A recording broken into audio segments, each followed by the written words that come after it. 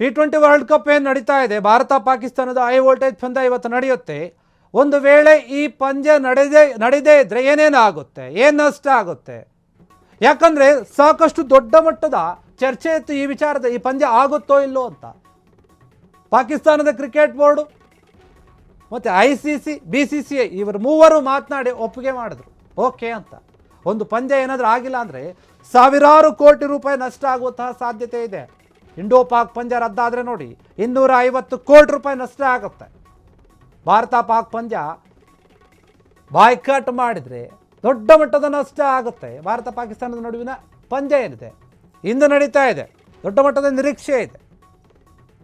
Cricket ಕ್ರೀಡಾ ಸ್ಪರ್ಧೆಗಾಗಿ ಮಾತ್ರ ಉಳಿದಿಲ್ಲ, ಬೇರೆ ಬೇರೆ ರೀತಿಯಾದಂತಹ ಆಯಾಮವನ್ನು ಪಡೆದುಕೊಳ್ತಾ ಇದೆ. ಬದಲಾಗಿ ವಿಶ್ವದ ದೊಡ್ಡ ವಾಣಿಜ್ಯ ವಹಿವಾಟು ಕೂಡ ಆಗ್ತಾ ಇದೆ, ಬಿಸ್ನೆಸ್ ಆಗಿದೆ. ಅದೇನು ಗೊತ್ತಿಲ್ಲದಿರೋ ವಿಚಾರ ಅಲ್ಲ. ಕ್ರಿಕೆಟ್ನಲ್ಲಿ ಯಾವ ಮಟ್ಟದ ಬಿಸ್ನೆಸ್ ಇದೆ, ಎಷ್ಟು ಲಾಭ ಆಗುತ್ತೆ, ಮುಖ್ಯವಾಗಿ IPL ಬಗ್ಗೆ ಮಾತನಾಡೋ ಹಾಗಿಲ್ಲ. ಅದು ಕ್ರಿಕೆಟ್ ಅಂತ ನೋಡೋದಕ್ಕಿಂತ ಆದಾಯ ತರುವಂತಹ ಆಟ ಅಂತಾನೆ ಎಲ್ಲರೂ ಕೂಡ ನೋಡೋದು. ಒಂದು ವ್ಯಾಪಾರದ ಉದ್ಯಮವಾಗಿ ಬದಲಾಗಿದೆ ಕ್ರಿಕೆಟ್, ಅದು ನಿಜ. ಆದರೆ ಕೆಲವೊಂದು ಪಂದ್ಯಗಳು ಅಂತ ಬಂದಾಗ ಜನ ಬರೀ ದುಡ್ಡುಗಾಗಿ ನೋಡೋದಿಲ್ಲ, ಇದರಲ್ಲಿ ಲಾಭಕ್ಕಾಗಿ ಮಾತ್ರ ನೋಡೋದಿಲ್ಲ, ದೇಶ ಪ್ರೇಮವನ್ನು ನೋಡ್ತಾರೆ. ಅಂತಹ ಮ್ಯಾಚ್ ಯಾವುದಾದ್ರೂ ಇದ್ದರೆ ಅದು ಇಂಡಿಯಾ ಪಾಕಿಸ್ತಾನ ಮ್ಯಾಚ್. ಭಾರತ ಮತ್ತು ಪಾಕಿಸ್ತಾನ ಕ್ರಿಕೆಟ್ ಪಂದ್ಯವನ್ನು ಆಡ್ತಾ ಇದೆ ಅಂತಂದರೆ ನಮ್ಮ ಜನ ಅದರ ಮೇಲೆ ಎಷ್ಟು ಕುತೂಹಲದಿಂದ ಕಾಯ್ತಾ ಇರ್ತಾರೆ ಅಂದರೆ ನೋಡಿ, ಎಷ್ಟೋ ಜನ ಅವ್ರು ಹೋಗಬೇಕಾದಂತಹ ಕೆಲಸವನ್ನು ಬಿಟ್ಟು ಮ್ಯಾಚ್ಗಳನ್ನು ನೋಡ್ತಾ ಇರ್ತಾರೆ. ಇದು ಎಷ್ಟೋ ಸಲ ಆಗಿದೆ, ಸಾಕಷ್ಟು ಉದಾಹರಣೆಗಳು ಕೂಡ ಇವೆ. ಇಲ್ಲ ನಾಳೆ ಮ್ಯಾಚ್ ಇದೆ ಅಂದರೆ ರಜೆ ಹಾಕಿ ಮನೆಯಲ್ಲಿ ಕೂಡ್ತಾರೆ, ಏನೇ ಕೆಲಸ ಇದ್ರೂ ಕೂಡ ಆ ಕೆಲಸವನ್ನು ಮಾಡ್ತಾ ಮ್ಯಾಚ್ ನೋಡ್ತಾ ಇರ್ತಾರೆ. ಬೇರೆ ಯಾವ ದೇಶದ ಜೊತೆ ಆಟ ಇದ್ದರೆ ನಾವು ಸ್ನೇಹ ಸಂಬಂಧದಿಂದ ಆಟವನ್ನು ಆಡ್ತೀವಿ, ಒಳ್ಳೆಯ ರೀತಿಯಾಗಿ ಆಟವನ್ನು ಆಡ್ತೀವಿ.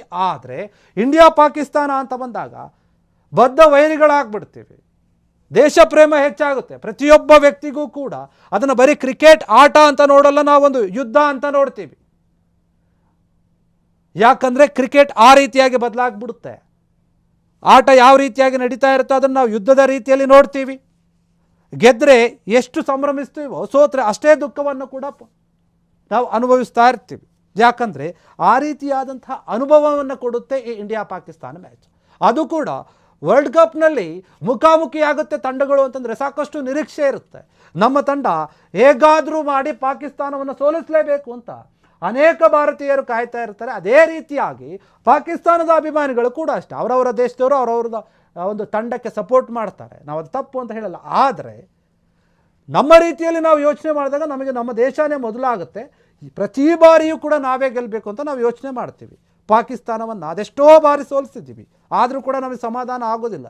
ಪ್ರತಿನಿತ್ಯವೂ ಪಂದ್ಯ ಆಡಿಸಿದ್ರೂ ಕೂಡ ಪಾಕಿಸ್ತಾನನ ಸೋಲಿಸಲೇಬೇಕೆನ್ನುವಂಥ ಮನಸ್ಥಿತಿಯಿಂದ ನಾವು ಇರ್ತೀವಿ ಬಿಟ್ಟರೆ ಬೇರೆ ಇನ್ನು ಯಾವ ರೀತಿಯಾಗಿ ನಾವು ಯೋಚನೆ ಮಾಡೋದಿಲ್ಲ. ಅಯ್ಯೋ ಪಾಪ ಅವರು ಗೆಲ್ಲಲಿ ಅಂತ ಯಾವತ್ತೂ ಕೂಡ ನಾವು ಅಂದ್ಕೊಳ್ಳೋದಿಲ್ಲ. ಯಾಕಂತಂದರೆ ಅವರ ನಮ್ಮ ಮಧ್ಯೆ ಇರುವಂಥದ್ದು ಬರೀ ಆಟದ ದ್ವೇಷ ಅಲ್ಲ, ಸಾಕಷ್ಟು ದ್ವೇಷ ಇದೆ.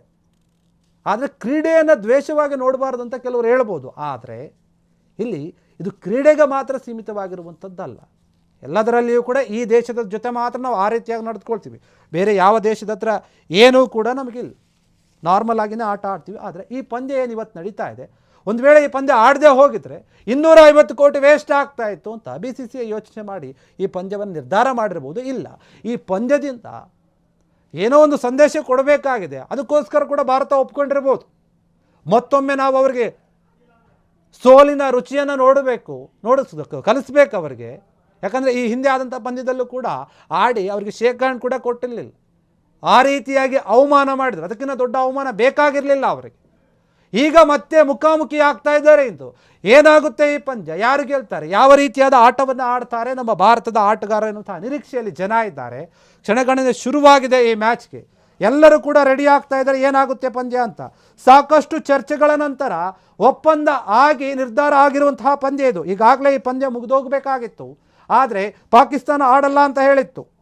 ಆಮೇಲೆ ಏನೋ ಒಂದು ಮಾತುಕತೆ ಆಗಿ ಈಗ ಪಂದ್ಯ ನಿಗದಿ ಆಗಿದೆ. ಅದೇ ನಿಗದಿಯಂತೆ ಇವತ್ತು ಪಂದ್ಯ ಆರಂಭವಾಗುತ್ತೆ. ಆರಂಭವಾದ ನಂತರ ಪಂದ್ಯದ ಸ್ಥಿತಿಗತಿ ಹೇಗಿರುತ್ತೆ ಅದೆಲ್ಲವೂ ಕೂಡ ಗೊತ್ತಾಗುತ್ತೆ. ಕ್ಷಣ ಕ್ಷಣದ ಸುದ್ದಿಗಳಿಗಾಗಿ ಫ್ರೀಡಂ ಟಿವಿ ಸಬ್ಸ್ಕ್ರೈಬ್ ಮಾಡಿ, ಲೈಕ್ ಮಾಡಿ ಹಾಗೂ ಫಾಲೋ ಮಾಡಿ. ಹೊಸ ಸುದ್ದಿಗಳ ನೋಟಿಫಿಕೇಶನ್ಗಾಗಿ ಬೆಲ್ ಐಕಾನ್ ಮೇಲೆ ಕ್ಲಿಕ್ ಮಾಡಿ.